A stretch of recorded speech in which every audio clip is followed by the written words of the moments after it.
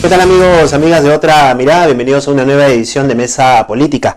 En esta oportunidad estamos con el periodista y director de IDL Reporteros, Gustavo Gorriti. Con él vamos a conversar respecto a lo último que acontece respecto al caso Lavallato, las aristas de este caso, los personajes que siguen apareciendo, que se siguen involucrando y un poco también comentar respecto a la actuación que están teniendo las autoridades peruanas frente a este tema. Gustavo, ¿cómo está? Muy buenos días, bienvenido. Buenas tardes, ¿cómo estás? ¿Qué tal? Bien, empecemos por lo último del caso, esta revelación final, esta confirmación de algo que ya habían adelantado IDL Reporteros respecto a la anotación en la cual se menciona a este personaje Keiko, que todos sabemos o confirmamos que se trataría de Keiko Fujimori, en el cual se habla de un aporte o del incremento de un aporte para la campaña y que los fujimoristas se han apresurado en negar constantemente. Y que el Ministerio Público incluso en algún momento también lo negó cuando usted sacó el informe. Ya no lo niegan los fujimoristas.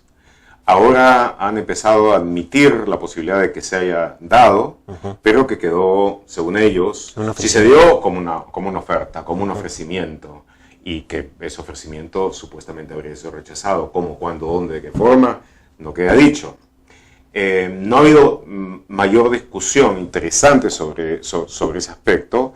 Lo que creo que cabe resaltar de esta anotación que ha estado en la libreta electrónica que mantenía Marcelo Odebrecht en su teléfono y que escribía con una suerte de extraña taquigrafía, es lo siguiente. Él habla de aumentar 500 más a Keiko, ¿verdad? Lo que quiere decir de que obviamente había o ya un propósito anterior de haber dado una cantidad que había que aumentar, o que ya se había dado una oferta y ahora estaban planteando un aumento sobre esa oferta.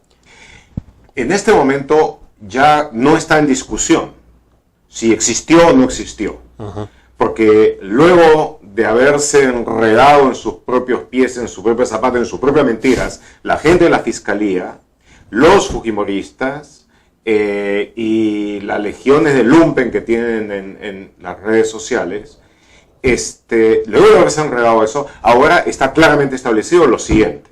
Número uno, en el interrogatorio que le hicieron en Curitiba, con la presencia de 3 fiscales peruanos, un fiscal superior, otro que busca ser superior, y un fiscal provincial, es decir, Rafael Vela, Alonso Peña Cabrera y Germán Juárez Atoche, y además abogado defensor de Humala. Marcelo Odebrecht, allá, él dijo cuando hablaron sobre el tema de que ante el rechazo de Barata, de Jorge Barata, a cumplir la orden de Odebrecht de darle $3 millones a Humala, tal como pedía el PT brasileño a Odebrecht, entonces Odebrecht le dijo que no, que tenía que cumplirlo. Pero añadió, si te hace problemas, si teme represalias por esto, o cualquier cosa, pues dale más a Keiko. Y después en otra ocasión dijo que él no tenía la menor duda de que se le había dado a Fujimori y de que probablemente se había aportado a la campaña de la PRA. Añado yo posiblemente alguno más. Pero eso es lo primero. Lo segundo es la nota que sencillamente confirma la conversación, confirma el testimonio de Odebrecht y añade algunos datos más que hubieran debido ser analizados. Ahora, ¿qué es lo que pasa? ¿En qué momento se genera esta especie, entre comillas, de vacío? Porque el fiscal Peña, cuando declara para el canal de la Fiscalía, dice, sí, exoficialmente está esta anotación, hay documentación en cantidad que está en Brasil y que todavía no la hemos recibido ni la hemos solicitado, y sin embargo ustedes al momento de hablar del interrogatorio en Curitiba hablaban de esta mención de Marcelo Odebrecht sobre Keiko, sobre la candidatura de Lapra, etcétera. ¿Qué pasó con la Fiscalía? ¿Por qué se le perdieron aparentemente estos papeles o cuál ha sido el comportamiento ahí? Bueno, hay dos partes ahí. La primera, la propia declaración de Odebrecht. Ahí no hay de que no tuvieran los papeles, que no les hubiera llegado, estaban ellos ahí. Claro. Estaban sentados los 3. Y estaba en una sesión presidida por el fiscal brasileño, allá le llaman procurador, Orlando Martello. Y no era una cuestión extraoficial, era totalmente oficial, totalmente formal. Se hizo bajo las leyes brasileñas a pedido de las autoridades fiscales peruanas para un propósito definido, que en el caso de los fiscales peruanos que llegaron allá se refería solo a Ollanta. Pero cuando el fiscal Martelo abrió la posibilidad de que Marcelo Odebrecht explicara otras cosas, él inmediatamente lo hizo y dio una visión global del cuadro. Ante eso, los fiscales se recordaron de lo que dijo sobre Ollanta y se olvidaron totalmente de lo que dijo sobre eso. Pero no solamente, eso fue el 15. El 19, yo saqué la primera nota en la que, con base en la entrevista a por lo menos 3 fuentes, yo contaba eso, de que habían hablado sobre Keiko y sobre el APRA. Claro. Bueno, la reacción del fujimorista de Breta será al fin y al cabo esperar, negar, mientras estuviera en condiciones de hacerlo. Pero la Fiscalía de la Nación emitió un comunicado y pidió que no se hiciera caso a afirmaciones que no se ajustaban a la verdad. Dijo primero de que habían tenido esa reunión, de que no podían hablar sobre eso porque es un material muy confidencial, reservado. ¿Por qué reservado? ¿Por qué confidencial? No lo explicaron. E inmediatamente dijeron, y que mientras tanto lamentan versiones periodísticas que no se ajustan a la verdad, lo que quiere decir versiones periodísticas que mienten. Y como solamente había una versión periodística sobre lo que había hablado, que era la mía, entonces estuvo muy claro, y por supuesto se desató pues todo el ejército de zorrinos salió en las redes sociales a buscar desacreditar lo que se había dicho. Entonces ahí no hay de que se les perdió nada. Ahí hay de que quisieron ocultarlo, de que fue una maniobra clarísima de encubrimiento. 1. 2. En días posteriores, el fiscal Juárez Atoche renunció a volver a interrogar a Jorge Barata. Y Jorge Barata era la persona que podía confirmar lo que había dicho Odebrecht. Es más, Odebrecht en varias partes de su declaración dice que una lista abierta. Pregúntenle a Barata para que él tiene los detalles. Juárez Atoche renunció a volver a interrogar a Barata. Número 3. Cuando unos días después yo saco esta anotación, lo único que ellos salen a decir es de que no tiene nada que estar sorprendido. Gran novedad.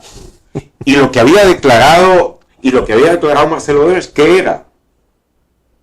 Eso que ellos habían ocultado, ¿qué cosa era? Entonces, ahora ya es el refugio en que finalmente ha sido encontrado, hay mucho material, vamos a ver lo que se hace. Pero de por medio hay un caso grueso, patente y claro de encubrimiento. Pero ¿por qué dirigir en todo caso la artillería contra 2 personajes o 3 personajes, en este caso los Humala Heredia y Toledo, que no tienen un poderío político, y evitar más bien chocar con 2 personajes como los Fujimori o como Alan García, que sí lo tienen? ¿Por qué esa mirada de la Fiscalía de tratar con pañuelo a uno y con cañón a otros? En tu pregunta está la respuesta. El poderío político. Uno no tiene poder, otros lo tienen. Uno no tendrá un poder político, no tendrá más que una representación mínima, que es el APRA, pero tiene obviamente una organización totalmente arraigada dentro de la Fiscalía y del Poder Judicial. Y luego el fujimorismo tiene mayoría en el Congreso y tiene la posibilidad básicamente de hacer lo que quiera con estas autoridades, votarlas, por ejemplo. Entonces, los tratan, por supuesto, con temor reverencial.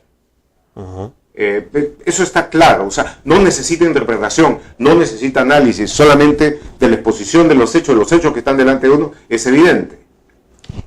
Respecto al presidente Kuczynski, también se señala en algún momento que él ha estado inmiscuido en el caso de la Interoceánica, donde está incluido Alejandro Toledo, y todo este lío con las procuradoras también supuestamente es porque se empezó a investigar esta situación y la presencia de Kuczynski en ese momento. ¿Hay indicios, hay detalles que señalen que Pedro Pablo Kuczynski podría estar incluido en este caso de la Interoceánica, como para generar todo este movimiento político? Hasta este momento, dentro de lo que yo he investigado, no me he encontrado con evidencia ni en un sentido ni en otro. Cuando obviamente está muy claro que falta por encontrar todavía. una buena cantidad de cosas. No está, porque me he concentrado, como es obvio, en lo que son aquellas cosas más importantes, más grandes, donde puedan salir las principales responsabilidades. En ese primer nivel no está. Posiblemente cuando entres a un segundo o tercer nivel salgan otras personas que hasta este momento no han aparecido. Pero la investigación que hacemos nosotros es una investigación guiada por evidencia. Hasta este momento yo no la he encontrado. ¿Cuál ha sido? Pero recalco, hay todavía muchos datos, muchos detalles, mucha evidencia por explorar. ¿Cuál ha sido el papel un poco de la prensa al recibir toda esta información de la prensa tradicional, digámoslo de alguna manera, y de otro tipo de medios de comunicación como IDL Reporteros o Convoca o Ojo Público, que han estado trabajando también, entiendo, de manera conjunta? ¿Hemos estado preparados como prensa, como periodismo, para este tipo de información, esta cantidad inmensa de información con mucho contenido político que iba a llegar y que sigue llegando?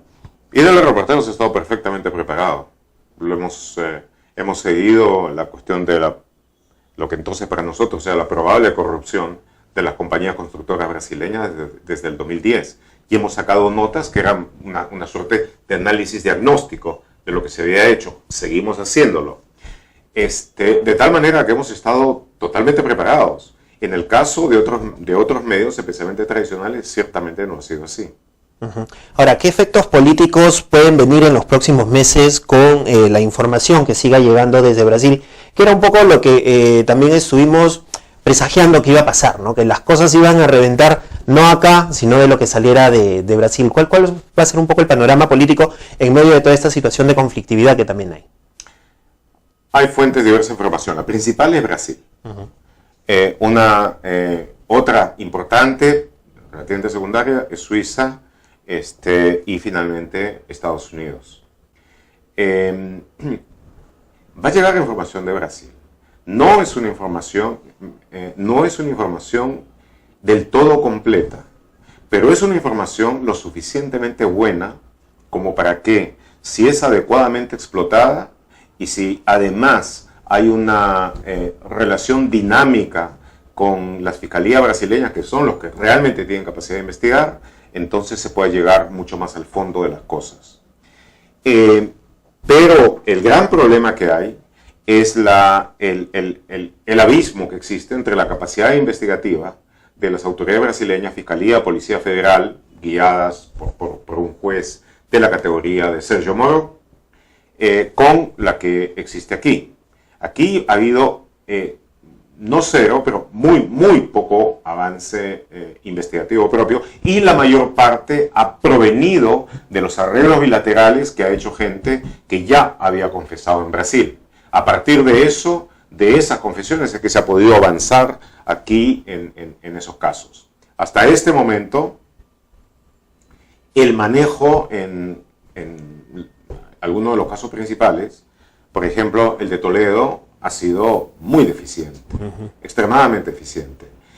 Y luego están los casos pequeños y donde tú sientes que se ha concentrado una energía inusitada hasta llegar al claro abuso judicial, es en el caso de Ollanta-Humala.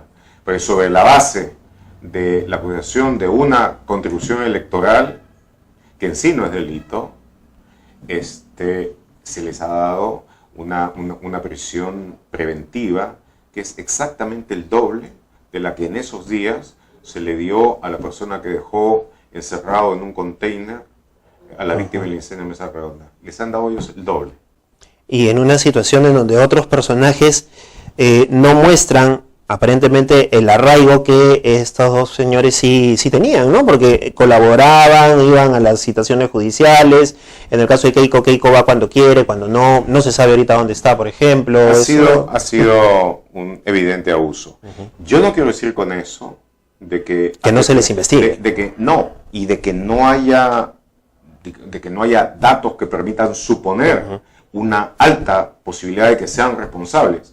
Pero lo que está en discusión ahora no ha sido el juicio, no ha sido la acusación, porque no hay acusación todavía. La Fiscalía no lanza la investigación no, tampoco, la, la denuncia. Entonces, en este momento lo que hay es una prisión preventiva ante el riesgo de que pudieran fugarse los que menos han demostrado disposición de hacerlo. Entonces, y si pasa eso de un lado, y si del otro lado se olvidan e intentan que se olviden, encarpetan, más bien ocultan, encubren las cosas que señalan a Keiko Fujimori, pues entonces lo que uno puede suponer es de que tenemos en este momento una fiscalía anormal. Corresponderá entonces a la prensa y a la ciudadanía estar atentos a lo que venga con el caso Fujimori, ¿no? Nosotros nos vamos a mantener en la investigación del caso Lavallato a fondo. Nosotros hemos constituido, hemos organizado una red latinoamericana, le llamamos la de periodismo de investigación estructurado. Gracias a la labor conjunta se han sacado cosas importantísimas en Argentina. Por ejemplo, las coimas al actual jefe de inteligencia de Macri. En México, lo que acaba de salir, las coimas al que fue presidente de Pemex. En Ecuador, lo que hemos sacado sobre el vicepresidente Glass. En fin, se han sacado cosas sumamente importantes. En Panamá, las coimas a los hijos del expresidente Martinelli. En Venezuela. Entonces, esta es una cosa que le estamos haciendo a nivel latinoamericano, porque es la investigación anticorrupción latinoamericana más importante que haya habido. Y ahora, por supuesto, vamos a dedicarle mucho acento, mucha atención al desarrollo del caso en el Perú. Muy bien, Gustavo, le agradecemos por estar con nosotros, muy amable por su presencia. Gusto. Gustavo Gorriti, periodista, director de IDL Reporteros, estuvo con nosotros hablando sobre el caso Lavallato. Encuentran esa entrevista y nuestras otras que también hemos realizado a través de nuestra página web www.otramirada.pe y nos encuentran en redes sociales como Otra Mirada.